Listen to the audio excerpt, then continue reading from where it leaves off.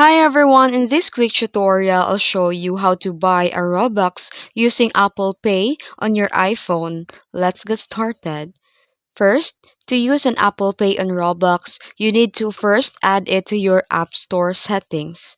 First, open the App Store and tap your profile icon in the top right corner of the screen, then go to the account settings. Then here, tap the Manage Payments and tap the Add Payment Method.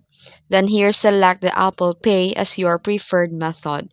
Take note that Apple Pay must be supported in your country or region for this option to appear.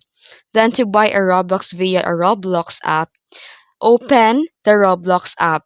Then tap the Robux icon and choose the amount of Robux you want to purchase. Then tap Buy. You'll be prompted to complete the payment using the Apple Pay. Just authorize it with your Face ID, Touch ID, or your passcode, and your Robux will be added to your account instantly, quick, safe, and no credit card needed. And that's it. If you found this video tutorial helpful, don't forget to like and subscribe for more tutorials. Thanks for watching.